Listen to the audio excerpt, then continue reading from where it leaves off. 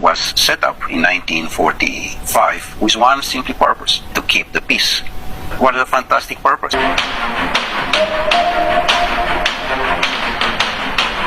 The problem is not this. The problem is that in different meetings which I participate myself, I have seen the peace very small, like a Cinderella in a corner. Mm-hmm. And she wait to have a chance to speak.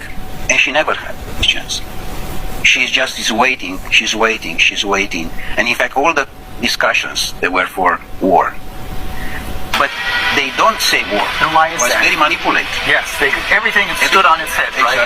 Exactly. And when they say peace, they mean war. When they say justice, they mean injustice. This is a point. Exactly like in sustainable development. I have been to most of the meetings, and official and unofficial, and negotiation.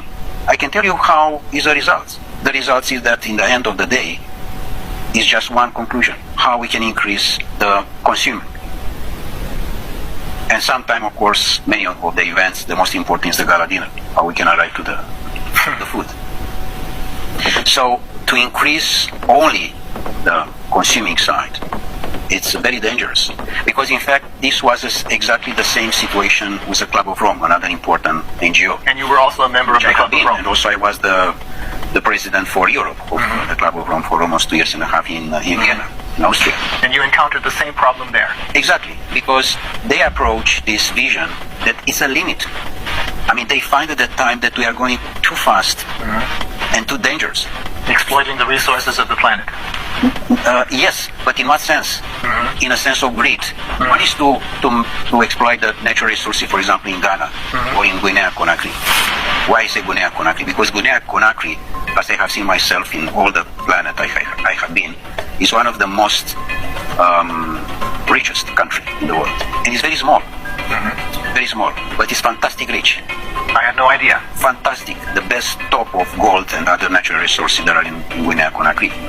So Guinea-Conakry, if they want to exploit the natural resources for themselves, this is fine. But if they are coming others from outside, this is a problem. So here we are with a natural resources exploitation.